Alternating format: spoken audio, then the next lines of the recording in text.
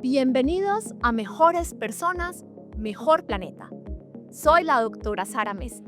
En este podcast tenemos conversaciones con autores, profesionales de la salud y personas inspiradoras que espero siembren en ti curiosidad y motivación para que todos podamos ser mejores personas y habitar un mejor planeta. Buenos días, tardes o noches, no sé en qué momento nos estén escuchando. Estamos aquí en Mejores Personas, Mejor Planeta. Hoy en un nuevo espacio en el Somos Bold Hotel que nos está prestando esta hermosura de terraza. Como pueden ver los que nos están viendo y los que no, pues búsquenlos en el link que vamos a dejar. Tengo una invitada que estoy muy feliz, muy feliz de tener al frente porque hemos hablado durante años por redes. Ella comentó mi libro, luego ella sacó su libro y yo me emocioné montones y dije, la quiero tener aquí, así que bienvenida, doctora Vane, doc Vane, porque no te puedo decir Vanessa porque te sientes regañada. ¿Cómo estás? Un placer, Sara, estar acá contigo. Estoy absolutamente feliz de estar acá. Y yo me siento muy feliz porque sé que esto para ti es logística de niños, logística de consulta, entonces gracias por tu tiempo, que es nuestro recurso más preciado. Y creo que, por favor, todos atentos porque no se van a arrepentir de oír este episodio. Vanessa Benjumea, neuróloga, epileptóloga, con su libro que ya está en tercera edición, Mente en Calma, y a mí lo que más me gusta es el subtítulo que es Primeros Auxilios para aliviar los bucles del pensamiento. Vane, gracias.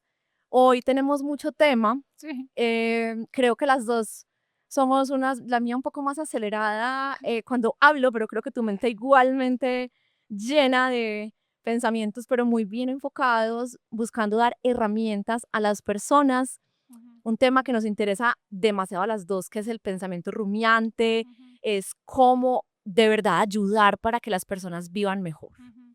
¿Sabes qué siento yo? Que en este momento de mi vida el servicio y el amor están en el centro de todo.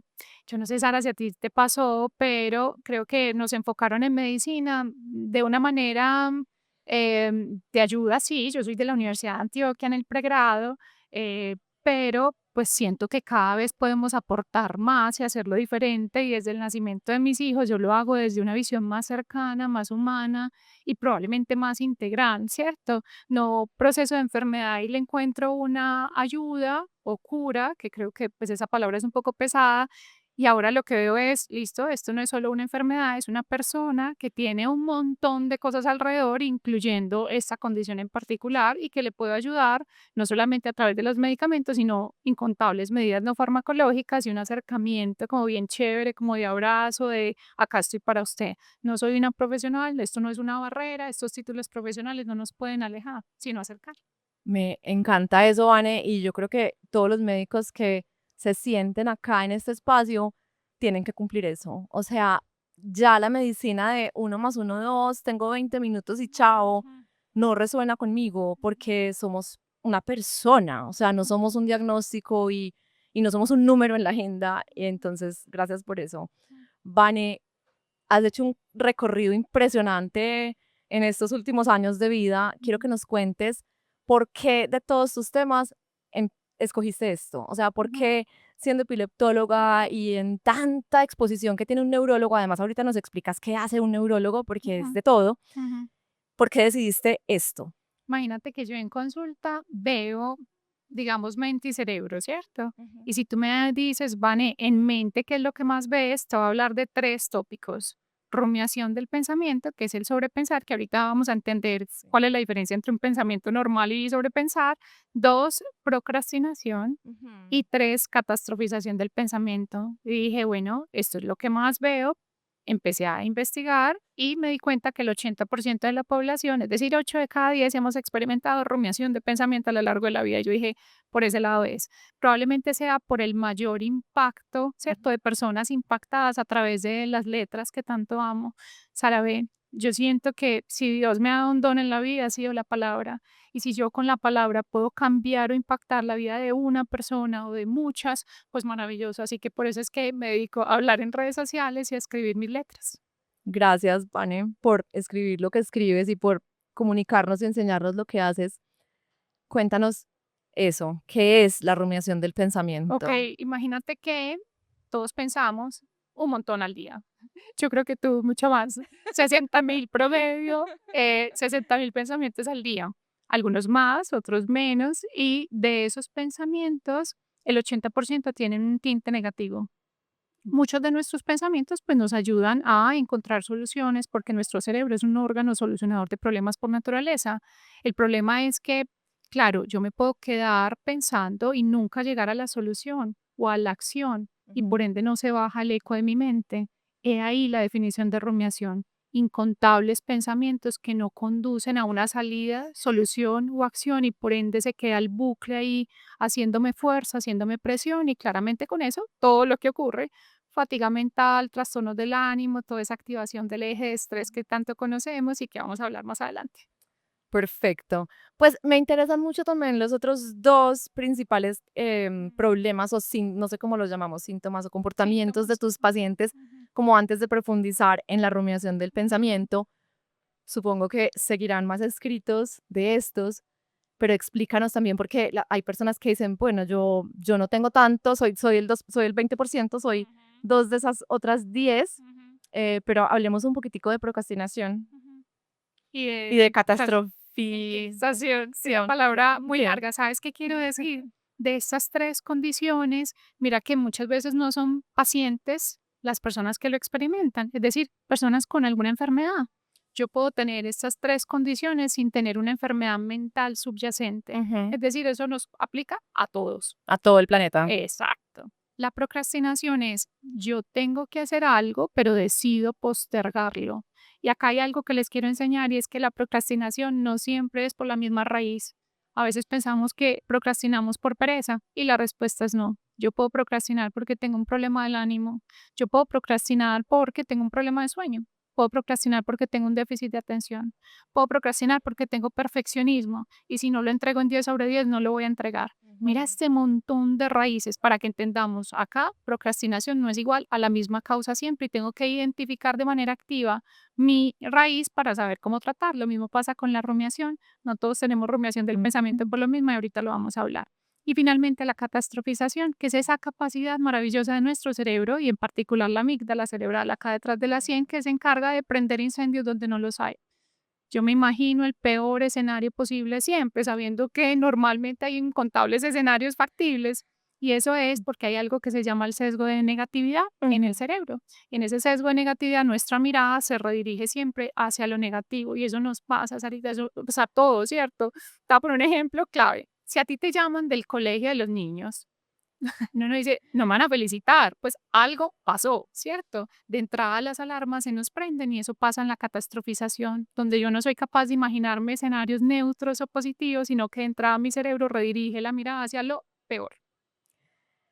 A mí eso me ha costado un montón cuando lo estudié entenderlo, porque yo decía, pero ¿por qué? Si supuestamente somos personas que queremos lo mejor para nosotros mismos y partimos del bien, obviamente que tiene un origen neurobiológico y evolutivo. ¿Nos puedes explicar ese origen para los que no lo conocen? Claro que sí. Entonces, antes, cuando estábamos preservando nuestra vida en las cavernas, pues teníamos que identificar cuando llegaba la amenaza. Es decir, que si había un ruido, pues yo no pensaba, ay, eso es el viento, nada pasa. No, eso es un león que se va a comer a la gente de la comunidad. Ujú. Precisamente por eso es que el cerebro evolucionó y pensó, claro, frente a cualquier situación, yo tengo que prender las alarmas, identificar si hay una amenaza subyacente. El problema es que ya no estamos en las cavernas y ese sesgo de negatividad sigue ahí y muchas veces ampliado, por Ujú. ejemplo, en condiciones como la ansiedad y la depresión. Y por eso es que tenemos que luchar de manera activa, por ejemplo, contra esa negatividad, apagarla de alguna manera. Ujú. Hay una estrategia que yo siempre enseño y a mí me encanta, identificar activamente los arcoíris o las luces que nos ocurren en el día a día. Y algo tan sencillo como el jarrón de la gratitud que lo muestro en el libro. Ujú. Coloque ahí las cosas que sí funcionan bien pequeñas, medianas y grandes, un logro, lo que sea. Y cuando usted esté en un hueco de la mente donde el sesgo de negatividad esté ampliado, vaya al jarrón y identifique todo lo bueno que le pasa a usted en la vida. Me encanta eso. Yo muchas veces caigo en ese Todos. comportamiento a pesar de conocer completamente el principio y empiezo como todo mal. Y todo mal fue Sí. como que, no sé, había tráfico, no me salió bien algo, cualquier cosa, no sé, se quebró pues cualquier bobada. Mm, Y empiezo todo mal y después como cuando uno se remueve y se aleja del escenario dice, hombre, ¿cuál todo mal? ¿Cuál ujú, todo mal? Bueno, el jarrón de la gratitud, ahí lo vamos a Eso que poner. acabaste de decir, esa pausa donde tiras para atrás y analizas como si fueras un ente externo, es una de las estrategias en bienestar mental, porque básicamente las pausas permiten que la amígdala suelte el control y el prefrontal retome, ese que está acá adelante, que es Claro. el sabio consejero que me permite apagar mis propios incendios, tomar mejores decisiones y discernir el riesgo. Por eso es que las pausas y mirar hacia como desde afuera son importantes precisamente para apagar ese sesgo de negatividad. Hay una cosa que me encantaría decir, Sara, y es que eh, a veces sentimos que nosotros, los que nos dedicamos a neurociencias, a bienestar, como que no pasamos por todo eso y no, todos pasamos, por favor, familia. O sea, eso es una cosa de la humanidad, ¿cierto? Que hay un concepto hermoso que se llama la humanidad compartida, eso que acabas de hacer, y es que me mostraste tu propia vulnerabilidad, donde uno dice, bueno, yo caigo ahí, sí, claro, es que todos caemos ahí. Me gusta mucho que digas eso, Vane, porque a mí también me pasa, por ejemplo, con la comida, que tú sabes que hablo mucho de alimentación.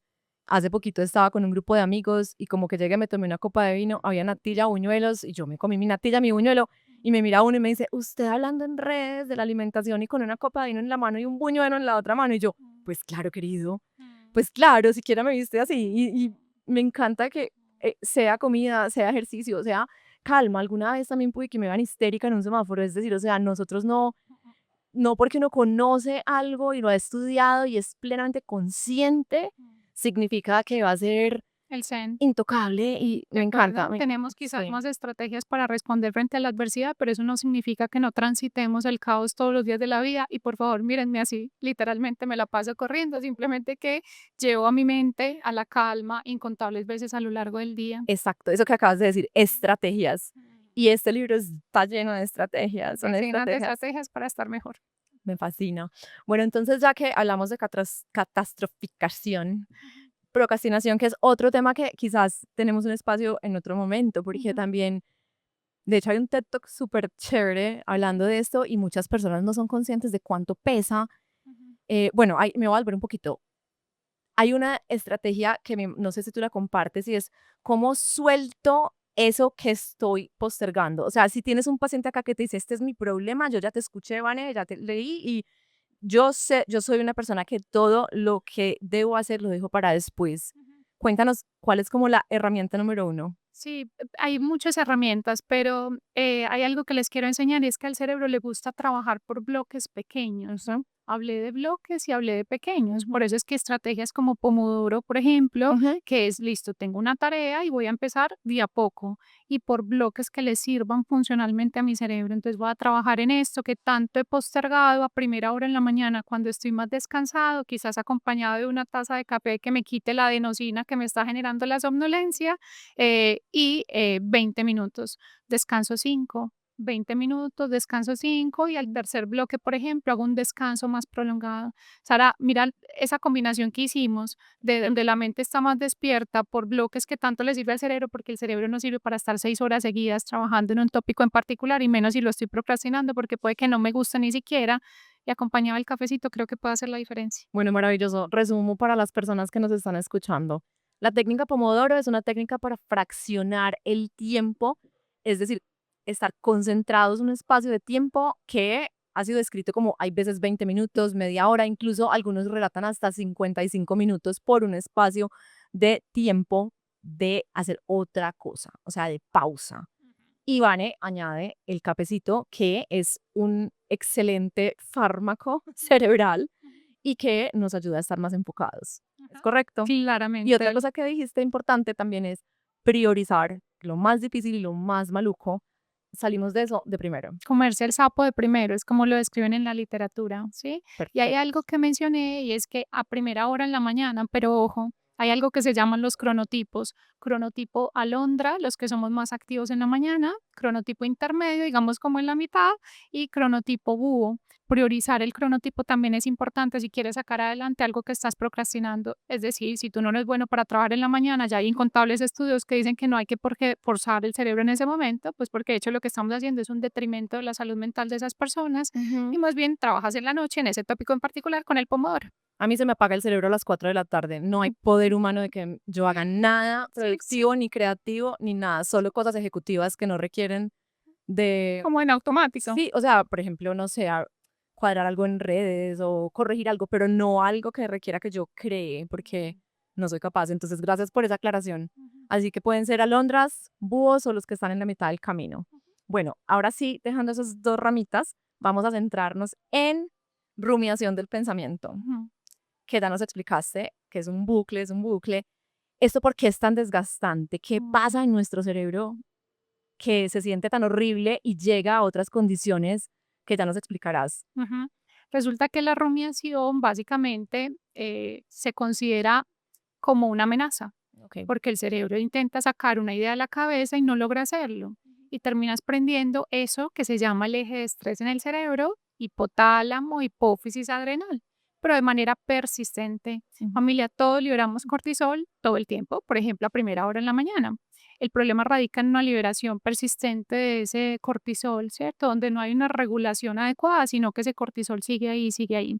El hecho de estar prendido todo el sistema significa que mi mente va a empezar a no funcionar bien, mi cerebro también y también el resto del cuerpo. O sea que la rumiación del pensamiento impacta a la dupla mente y cerebro, pero también al resto del cuerpo. Por eso es que nosotros decimos, con rumiación del pensamiento se aumenta el riesgo de alterar el sistema inmune, de alterar el sistema gastrointestinal, de alterar el sistema cardiovascular. Es decir, mis defensas están mal, me puede dar hipertensión, me puede dar más fácilmente obesidad, me puede dar diarrea, por ejemplo, cuando tengo rumiación del pensamiento. Entonces ya entendemos que es una condición que prende el sistema de estrés y que ahí afecta no solamente a la mentecita y al cerebro, sino también al resto del cuerpo. Y anteriormente, pues creo que cuando tú y yo crecimos educadas por la ciencia pura y dura, Mm, no teníamos tan clara esta conexión mm, para nada. O sea, el cerebro era un órgano punto aparte y luego el cuerpo por allá, cada pedacito separado, pero no existía como esa clara vía entre cerebro, mente y cuerpo, que estamos de acuerdo tú y yo en que es el centro del bienestar. Es el centro del bienestar, sí. Probablemente es que nuestro cuerpo es una hermosa orquesta donde hay alguien que puede tomar la parada en algún momento, algo tan sencillo como respiramos diferente y ese es el director de orquesta en ese momento. El otro puede ser el intestino cuando nos alimentamos bien y el otro puede ser la mente cuando hacemos, por ejemplo, meditación. Sin embargo, en esa hermosa orquesta, pues probablemente hay un director y para este momento de mi vida siento que el director es el cerebro y la mente. Yo también estoy de acuerdo contigo, al menos en muchos momentos de la vida. Ajá. Hay una cosa que creo que muchas personas se relacionan con eso, que ahorita lo mencionaste un poco, hablaste como del colegio de los hijos, los hijos. Quiero hacer como un pequeño paréntesis, porque la mente de las mamás Mm, y como transitando esta etapa de la vida en la que estamos, expresa de todo lo que acabamos de decir, o mm, papás también, pero ¿por qué en esa etapa de la vida que tenemos personas pequeñas a cargo, estamos como más, somos más vulnerables y estamos más expuestos mm. a estas tres situaciones? El cerebro de la mamá es realmente algo claramente estudiado y algo que es real. Acá nadie se está inventando nada. Ujú, Algo tan sencillo como ¿por qué será que el niño llora y yo lo escucho, pero las otras personas de la casa no? ujú, Y es que nuestro cerebro se modifica en sitios claves, por ejemplo, como la amígdala cerebral, que permite identificar las amenazas mucho más fácil, ¿cierto? Hay algo que les debo mencionar y es que quizás la parte cognitiva no la tengamos igual, que es esa neblina mental que nos da a muchas mamás. A mí, por ejemplo, me pasó en el posparto de mis dos hijos, donde uno dice, Dios mío, ¿hasta cuándo voy a estar así inatenta? Se me pierde todo, como que las conversaciones, ¿cierto? O sea, realmente puede ser muy compleja esa neblina mental. Y de eso en particular ya hay estudios que nos dicen que puede mejorar luego de 2 años, otros dicen 6 años, y ujú. hay otros que dicen que el cerebro de nosotras las mamás no vuelve a ser igual. O sea, realmente hay un cambio estructural y de conectividad en el cerebro de la mamá que hace que nosotros reaccionemos diferente. Y hay una cosa que no les he mencionado y es el amor, ¿sí? Ujú, El cerebro de la mamá está hecho para amar. Y de hecho hay sitios del cerebro que se prenden diferentes y no son los mismos del amor romántico, ujú. sino del amor literalmente maternal, que hace que, por ejemplo, nos enceguezcamos frente a las cosas, ¿cierto? O que a veces sea más difícil entender si mi hijo lo hizo mal o lo hizo bien y que lo tengamos que proteger a toda costa a pesar de que el niño se haya portado mal, ¿cierto? Son mil cambios que ocurren precisamente para preservar la especie, para fortalecer el lazo y que trascienden el tema de la oxitocina. Eso es hermoso. Yo vi el estudio que publicaste, que es una resonancia funcional, que es lo que yo hago, Mm. y es muy lindo entender que sí, ya podemos ver en estos cerebros que hay diferentes tipos de amor, literal, que Sí. antes era como, no, ¿cuál? O sea, ¿Sabes qué me encontré haciendo esa búsqueda? Amor por las marcas. Yo dije: "Dios mío, ¿hasta dónde vamos a llegar en neurociencias?". O sea, amor romántico, amor de maternidad y amor por ciertas marcas en particular que hace que se prenda diferente el wow. Y cerebro. por ciertos ídolos también, ¿no? Porque yo que tengo dos hijos fans del fútbol, Sí, sí, creo que se les prende el sí, cerebro Ronaldo. diferente. Sí, sí, Ronaldo. ¡Ah! Bueno, perfecto.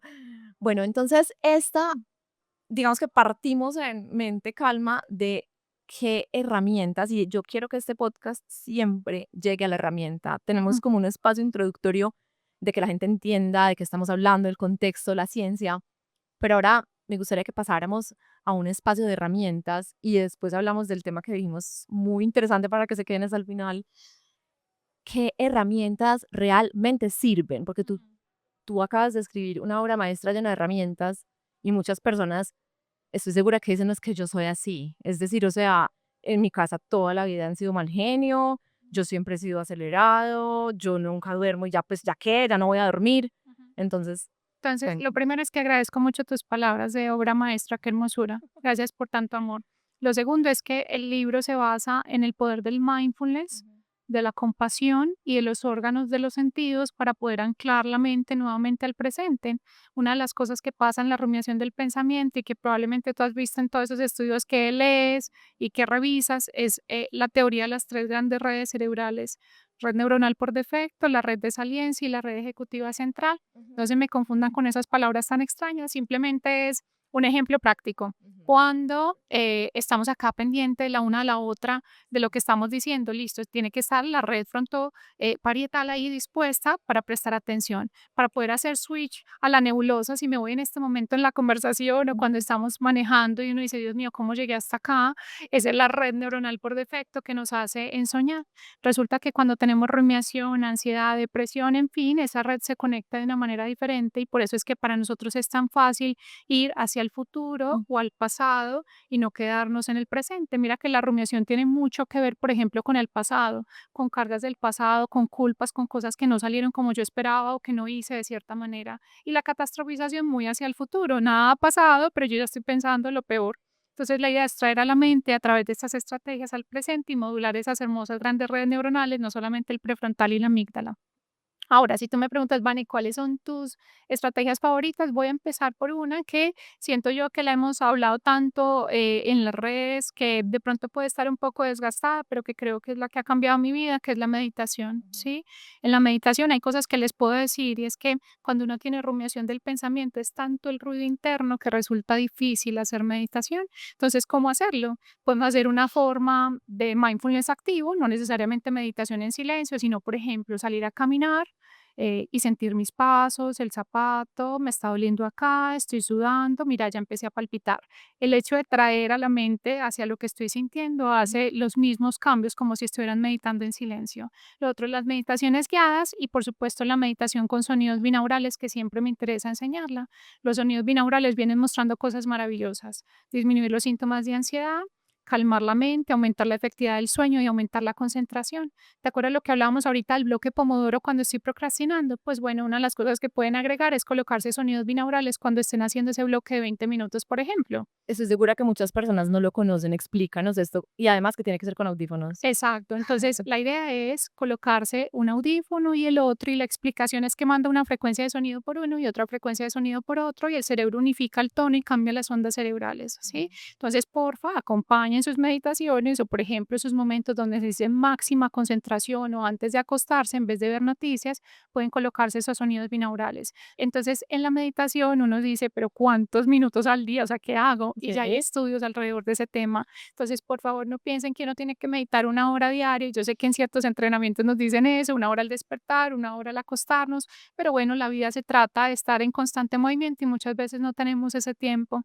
Pero si nosotros empezamos a meditar 10 minutos al día, 13 minutos al día, que también hay estudios, por las siguientes 4 a 8 semanas, nuestro cerebro ya es diferente estructuralmente y en la forma como se conecta. Entonces, ¿qué esperas para empezar?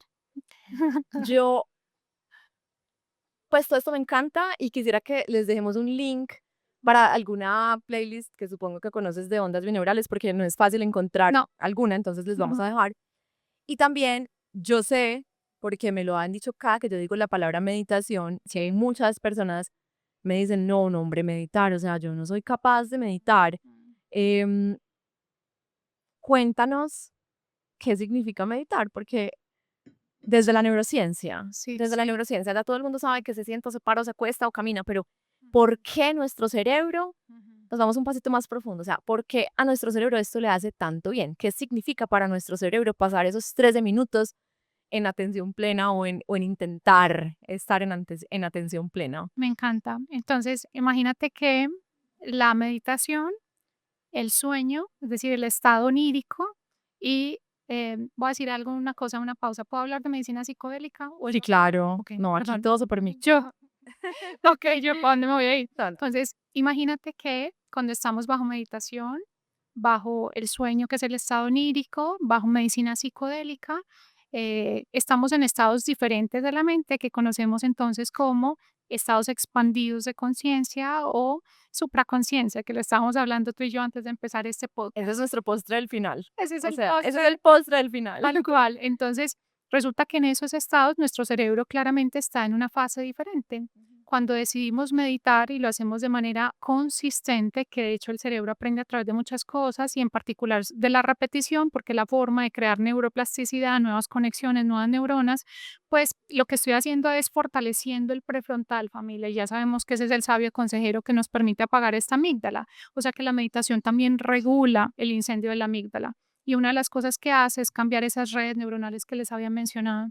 Entonces, cuando estamos meditando, básicamente lo que estamos haciendo es cambiándole la estructura a nuestro cerebro y permitiendo que esa red neuronal entonces ya no se centre por allá en el futuro o en el pasado, sino literalmente en el presente. O sea que la meditación es neurociencia aplicada de la más pura y quizás de la más sencilla, porque acá no estamos usando fármacos. Soy yo reencontrándome con mi propio templo y acá voy a agregar algo que para mí es la definición de bienestar y de meditación, que es qué maravilla reencontrarme con mis propios silencios. Así el silencio de mi mente tenga ruido, pues bueno, vamos a intentar aquietar el ruido de la mente a través de estrategias como la meditación.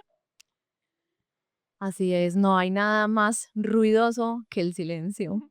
Nada más ruidoso. Tal cual, y cuando se tiene rumiación, sí que se siente. Esta semana me dijo una paciente, Vane, yo pensé que me iba a volver loca en un retiro de silencio, precisamente porque el eco de la mente era absolutamente fuerte. Entonces, acá la invitación es a entender que todos tenemos ese ruido y que se puede aquietar o acallar ese ruido de ciertas maneras, incluyendo la meditación. Me parece precioso eso. Justo Ujú. hoy estaba escuchando a Brené Brown, que me encanta, y alguien le dijo como, bueno, ¿qué sí lograste o qué sí aprendiste? Pues como que sí es definitivo, que milestone o como que logro Ujú. tuyo es Alcanzaste. definitivo. Ujú. Y ella dijo, pues realmente entender que nunca voy a alcanzar lo que es, o sea, siempre voy a estar en un constante proceso y yo creo que partir de ahí en este tema que es tan complejo, que es tratar de comprender nuestra mente, entrenarnos para estar en mayor bienestar, darnos la oportunidad de abrirnos a otras cosas, como vamos a hablar ahorita de la medicina psicodélica, de la supraconciencia, etcétera. Es un proceso que nunca va a terminar y que no es lineal y que se vale estar un día absolutamente iluminado y precioso y haber meditado media hora y la vida fluyó, como otro día que, Dios mío, es que ni medité ni nada, pero Ujú. está bien, o sea, permitámonos entender que no es que vamos a llegar a un lugar, o sea, no es que empezamos a meditar y entonces en 2 meses somos, pues, Ujú. como dijimos ahorita, iluminados, no, Ujú. pero darnos la oportunidad de, y como de, hombre, yo puedo cambiar mis redes neuronales, pues, ¿por qué no? Y en cualquier momento de la vida. Ujú. Tus pacientes que están hoy siendo asesorados por ti para esto, tú ahorita me dijiste una cosa muy linda que me gustó y es como condiciones como la depresión y la ansiedad. ¿Por qué dices Ujú. condiciones? Porque son las principales condiciones. ¿Por qué no hablamos de esto como una enfermedad, sino como una condición que a mí me Ujú. cuesta en mi lenguaje? Sabes que siento que, por supuesto, son enfermedades y lo vemos desde la medicina tradicional que tú y yo aprendimos. Sin embargo, siento que a veces colocamos etiquetas que son etiquetas muy profundas y que marcan básicamente la forma en la que nos presentamos al mundo. Algo tan sencillo como, tú has visto que hay personas que dicen, yo soy Vane la ansiosa, ¿sí? De entrada colocan esa característica. O como decimos nosotros en epilepsia, nosotros no decimos Vane la epiléptica, no, para nada. Uno tiene una condición, un rasgo o una enfermedad adicional, pero que no condiciona mi definición, ¿cierto? Y lo otro es que, ¿sabes qué estaba pensando cuando hablabas? Que yo creo que las listas de bienestar nos están quitando bienestar. Son listas interminables que en teoría tenemos que chulear. Familia, si uno no medita todos los días, por favor tengan compasión y que de eso no dependa el bienestar de ustedes. Y otro, algo que dijiste que me pareció muy hermoso es que yo sé que pues siempre voy a estar en continua transformación, pero que eso no se vuelva como eso que sentimos que nunca llegamos, ¿cierto? Como que uno dice, siempre tengo una meta y como que no logro llegar a mis hijos, a mi trabajo, a mis metas personales adicionales. No, hay mil cosas por hacer, estoy en continua transformación, me tengo compasión y si no llego, en algún momento llegaré. Ujú. Precioso. Y pasando a las otras dos como ramitas de herramientas, porque hablamos de Sí. meditación, nos dimos permiso de no hacerlo perfecto, nadie lo hace perfecto, maravilloso.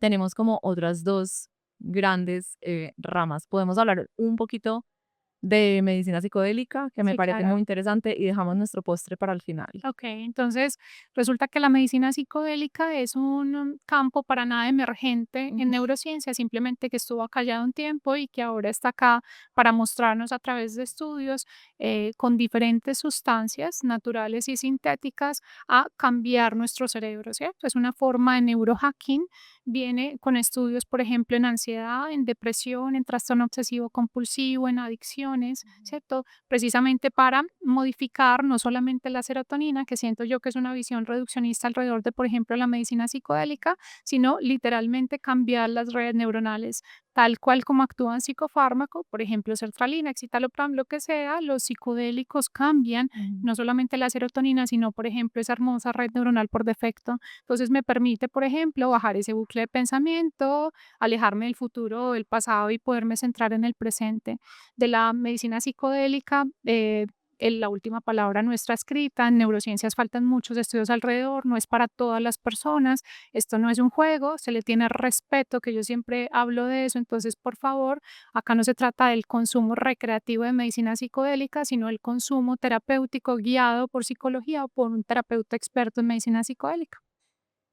Este es un abrebocas importante que creo que podremos volver a él en otro momento. Ujú, Es que ni siquiera la aspirina es para ujú, todo el mundo. ujú, Es decir, nada es para todo el mundo. Entonces, hay un montón de fármacos que tenemos pues todo el día en la casa y que nos pueden hacer mucho daño si no es para nosotros. Este es una herramienta más, pero con el mismo respeto y el mismo conocimiento, solo que como tiene ese gran poder ujú. de recablear literalmente nuestro cerebro, es algo que sí creo que nuestra recomendación conjunta es, por favor, de la mano de una persona realmente Que capacitada, conozca experta. indicaciones, contraindicaciones y que sepa que para acceder a medicina psicodélica importa cómo llega mi mente a ese momento, el mindset, Ujú. importa el setting, es decir, el ambiente en el que lo hago e importa la integración, qué pasa con esos nudos que traje al plano consciente, ¿cierto? Porque eso es muchas veces lo que ocurre. Voy escarbo en los planos más profundos de mi mente o quizás ni siquiera hacia abajo, en los planos de la supraconciencia. Ujú. Entonces, ¿qué pasa con esa información y cómo la integro para que no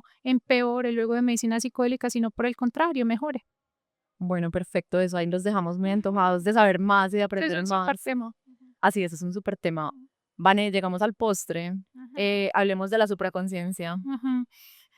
La supraconciencia, probablemente hay un autor que les voy a súper recomendar, el doctor Sanz, que en redes sociales uno lo puede ver más fácil, es un médico español, cirujano gastrointestinal, que se dedicó a entender las historias de fin de vida o esos planos a los que llegamos con la muerte Ujú. y las personas que se devolvían y qué pasaba con ellos y qué pasaba con sus cerebros. Yo creo profundamente, Sara, que la medicina convencional y con nuestro método científico no logramos explicar el plano de la supraconciencia, pero que la física cuántica sí nos permite de alguna manera hacerlo. Ujú. Creo profundamente en los estados expandidos de conciencia, no solamente porque los vivo, por ejemplo, en la meditación, sino también por lo que he visto con mis pacientes, ¿cierto? ¿qué será lo que ocurre con la mente cuando llegamos a un plano que es distinto? Un plano que, acá vengo con tips, es atemporal, acá no hay una línea del tiempo, un plano sin espacio y un plano etéreo. Les voy a hacer un ejemplo. En el plano consciente, tú y yo estamos grabando a esta hora de la mañana en este espacio tan hermoso, pero en la supraconsciencia quizás ese plano entonces no se respeta y ahí hay un tejido maravilloso que conocemos como el tejido que es inconsciente y colectivo. Es decir, que en ese plano no solamente estoy yo, sino que están otras personas. Ojo, sin línea de tiempo y sin línea de espacio. Yo sé que es un tema que puede ser un poquito intangible y a nosotros les gusta lo tangible, o me equivoco. Pero en medio de lo intangible siento yo que está lo realmente importante. Entonces atrévanse a leer, por ejemplo, al doctor Sanz o empezar a explorar esos estados expandidos de conciencia porque siento que ahí hay un montón de formas de sanar, de aquietar la mente, de reencontrarse con lo verdaderamente importante. Vale, nos gusta mucho lo tangible, Ajá. pero de alguna manera la física cuántica se abrió campito y llegó al lenguaje casi que cotidiano en la neurociencia y en las personas que estudiamos el cerebro y la mente, pero para el resto de las personas puede que no sea algo como tan claro. Sí. ¿Tienes una pequeña definición así rapidita de coquito para todos los racionales y las racionales que están ahí? ¿What? Sí, es que pues básicamente nosotros somos energía. O sea, lo que hay energía que está condensada, que es por ejemplo el cuerpo, y energía que no lo está. Es como cuando hablamos de átomos, ¿cierto? Que uno dice, pero átomos, y claro, es medible, solo que el plano ya es un ultraplano microscópico por allá. Entonces la invitación es literalmente entender que, claro, el plano tangible, consciente, medible es importante, como nos enseñaron a nosotros en medicina, Ujú. pero que también lo medible de una manera diferente es importante y que ahí entra el plano intangible. Por supuesto, nuestra mente hace parte de eso con cada uno de esos planos. ¿Sabes qué siento yo, Sara? Que explorando el tema de medicina psicodélica, siento que nosotros tenemos como tres planos, ¿sí? Más allá de lo que dice la literatura. Siento que estamos en el plano consciente tú y yo, hay un plano como subconsciente, Ujú. ¿sí? O digamos como consciente intermedio, que yo llamo el plano basurita, donde uno piensa en un montón de cosas, ¿sí? Me gusta incluso el plano basurita. Que uno piensa como en lo cotidiano, pero se quiere meter al plano profundo, en fin, y ya después llega a ese plano donde se expande la conciencia, que es realmente lo importante, que es difícil de llegar allá, pero cuando uno llega y empieza a explorar y a navegar, probablemente encuentra un montón de cosas maravillosas. ¿Y por qué nos asusta tanto? ¿Por Mm. qué nos da tanto temor entrar ahí? Es que ahí es donde nos reencontramos con nuestra luz, pero también con nuestras sombras. Uno, entonces yo creo que hacerle frente a las sombras puede ser muy complejo. Lo segundo es que lo desconocido siempre nos va a dar miedo. Ujú. Y acá hay una invitación que siempre les hago como parte del bienestar mental, así como les dije que qué maravilla reencontrarme con el propio ruido de mi mente que constituye ese silencio. Y es, ¿qué tal si miramos las sombras a los ojos? ¿Qué tal si entendemos que salir de la zona de confort hace parte del crecimiento y que claramente en las barreras de la zona de confort se experimenta miedo, pero cuando traspaso esas fronteras me doy cuenta que hay un montón de magia y de luz en el fondo, ¿sí? Entonces atravesar esos planos y darme cuenta que es factible, que soy capaz de llegar hasta allá y que por supuesto voy a ver muchas cosas que no siempre tienen una índole positiva, pero que va a hacer la diferencia. Ujú. Me parece tan precioso todo lo que acabas de decir, porque, bueno, ciertamente hay un limitante grande, grande en nuestra vida que es el miedo, Sí. muy, muy grande. Mm, ¿Cuál es la, como la herramienta contra el miedo? ujú. El inconformismo, te lo voy a explicar. Por favor. Mm, No me esperaba esa respuesta. ¿Te esperabas una un poco más? Como la compasión, Sí. ¿no? Bueno, me encanta que me digas eso. Cuando yo espero que ustedes piensen en mí y digan, van en la inconforme. Yo creo que nos enseñaron que lo inconforme era algo negativo, que tenía un Ujú. tinte negativo, pero yo lo único que veo detrás del inconformismo es un montón de luz. Cuando se es inconforme, se cree que la vida se puede hacer de una manera diferente. Entonces yo soy plenamente inconforme con un montón de aspectos, no solamente con mi plano profesional, el sistema educativo, la forma en la que crio a mis hijos, en fin. Entonces yo creo que una de las formas de decir, oíste, no quiero seguir de esta manera, o esto me está generando miedo, esto acá no me gusta, lo que sea, es entender que somos seres inconformes o cultivar el inconformismo No. precisamente para cambiar el mundo. Más por la onda de Steve Jobs, como este stay hungry, stay foolish, que siempre lo menciono, creo que están cansados de oír esta frase, pero Estoy de acuerdo, sí, es como manténgase siempre curioso, o la curiosidad, como la Ajá, ese como el driving que es sí, capaz de apagar todos los miedos posibles porque yo estoy buscando un mundo mejor. me encanta. Ay, sí, yo también.